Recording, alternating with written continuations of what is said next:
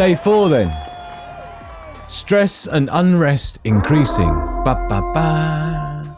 Yes. This is where we start getting a little bit more gnarly, I must say. Day 4, I think, is where people start getting a little bit more desperate, because they start to think, you know what, if it's not turned on by now, I'm starting to worry when it will be. And this is when people start wishing they hadn't been burning through their supplies. So bear that in mind. Day 4, statistically speaking, is the point at which people start regretting burning through their supplies. Day 4! So that means they're definitely, or if they're, most people statistically, when they're surveyed, start regretting not rationing until day 4. So here we go then. The power's going to be prioritised, so any generators that the government gets back up and running with the military generators that they'll roll out, right?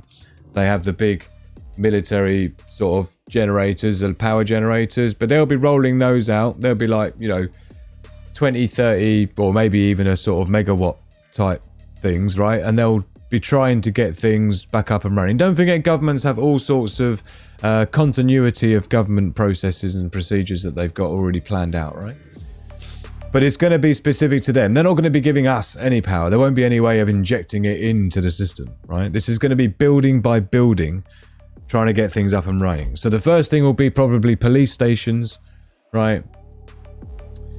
So the mains water pressure by day 4 is going to be starting to fail.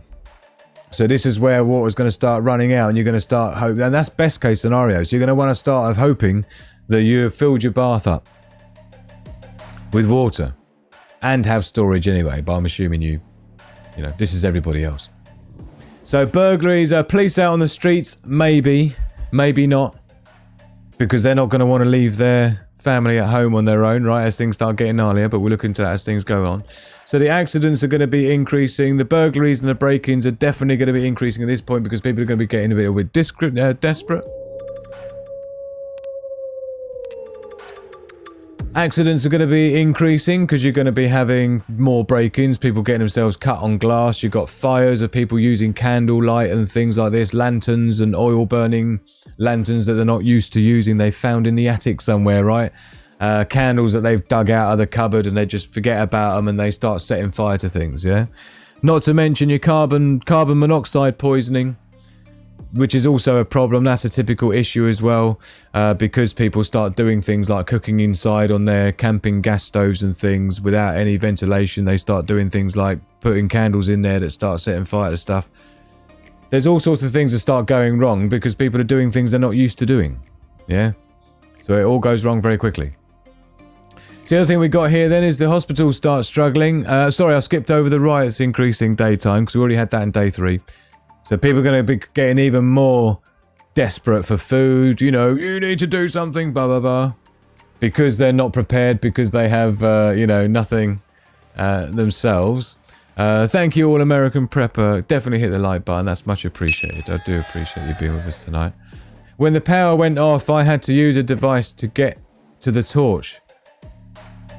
This is it, right? So Carolyn's having... Good point. You're using your smartphone torch to find in the dark where your torch is, yeah? Where your flashlight is. Australia and Europe call, or Britain anyway, call a torch, and in America that's a flashlight, yeah? So anytime I make reference to a torch, that's a flashlight. What else we got then? So we got hospitals are struggling because hospitals don't even really have 4 days of full-on power generators. They're already on emergency power at this point. And you're gonna, because of what you're seeing here with the accidents increasing, don't forget all the accidents on day 1 with all the car crashes because the traffic light's going down, right? All those burglaries and break-ins that have been happening, all those riots going on in the streets that is people getting injured, right? The accidents, the fires, the burns, right? It means that those hospitals are going to be so overrun with people, there's no point going to a hospital. It's going to be absolutely ram-packed with people messing themselves up left, right and centre. Yeah? It's going to be increasingly triage of being... Unless you're dying, good luck. Hospitals struggling big time. So, of course, the home invasions at night start happening. This is where it gets scary, because when people get desperate and they've been 4 days without food, and when it gets to night time, they feel like they've got no other option but to do what they feel they have to, let's say, right? This is the benefit of being prepared, is you don't have to enter into all that. Oh, it's my darling Perps. Hello. We read out your quote earlier on from George Carlin, Perps, from last week's Sigma Prepper live show. Great to see you made it into the house. Not 3 meals, 3 days, I think is the quote. Is it? We're only 3 days away from... Oh, I don't know, Mr. Danger Bob. We might have to check that. 3 days away from... Oh, no, sorry. It's 9 meals from anarchy. 9 meals from anarchy, I think is what it is. But we'll figure that out in the after party, Danger Bob. So, day 4 then. It's not looking good. It starts getting a bit gnarly. The home invasions at night are super scary. No one wants to be experiencing that. Even just hearing it happen up the road is pretty scary itself, right? And this is why it's so important to have that protection, have that security. Don't just spend all your money on food. Don't just spend all your money on like gadgets and stuff. You need to make sure, and again, last week's show was all about that. Yeah, incremental prepping strategies. Definitely check it out if you missed it. So here we go then. Crime and violence is starting to increase big time now. This is day 5. Now people are really starting to wonder how long this is going to go on for. This is no air conditioning. This is no central heating. This is no TV, no internet, no Facebook, no Instagram. If you've ever seen how people get even just 6 hours without Facebook, right? Imagine 5 days with no internet. Imagine what your children are going to be like with no gaming, no internet, no nothing. No social media. People can't imagine it, right? But check out what happens on day 5. It really starts getting desperate situations. So crime increases. Obviously, people are even more desperate than they were yesterday.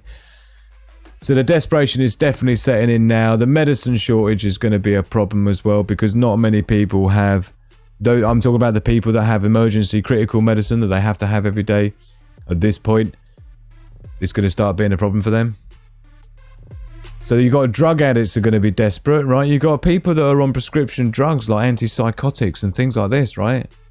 Like, you know, people with like split personality or whatever it is, you know, who have to take drugs and all these things. Imagine that. When they don't get their pharmaceuticals,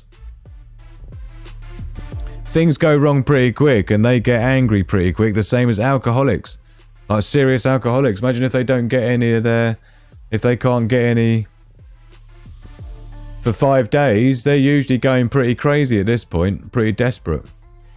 Backup generators, most backup generators wouldn't even have 5 days worth of fuel, but most of those that would have about 5 days of fuel, very few backup generators are going to be working now. And this includes, I'm talking civilian ones. So this is like builders and plumbers and, you know, these sorts of guys who just have generators anyway because they have them in the back of their vans for their trade.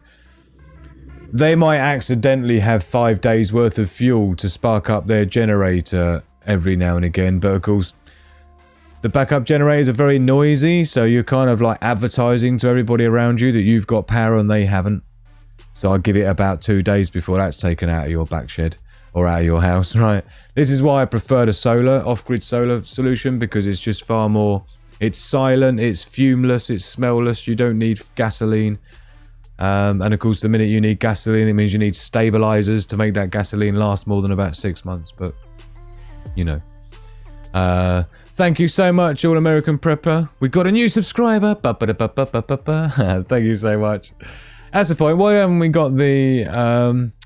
don't we have the alert thingy, Bob? We don't have that on here, do we? So what else we got then? Hospital triage worsens. Yeah, definitely, again, don't want to be... Now, today is the day you definitely don't want to be going to the hospital. Because day 5, again, the generators are already started failing in the hospitals before. You've already got mass numbers of people passing away because of that, yeah? So it's going to be ram-packed. And don't forget, there's barely any transport going to be happening for even ambulances, paramedics. Yeah? And then essential workers only. I'm pretty sure I've looked at some research done by a few governments around the world as to what they think they would do. And one of the things I saw them mention was this: the lockdowns. So like they've done with the pandemic, where they talked about with the lockdowns and essential workers, they would be doing the same on about day 5, because they don't want any other cars on the road. They don't want anyone moving around. They don't want anyone moving around more than they need to because of all the everything falling apart the way it is, right? So day 6, things are starting to get crazy. So we're now on to day 6 of the grid down scenario, national power outage across the country.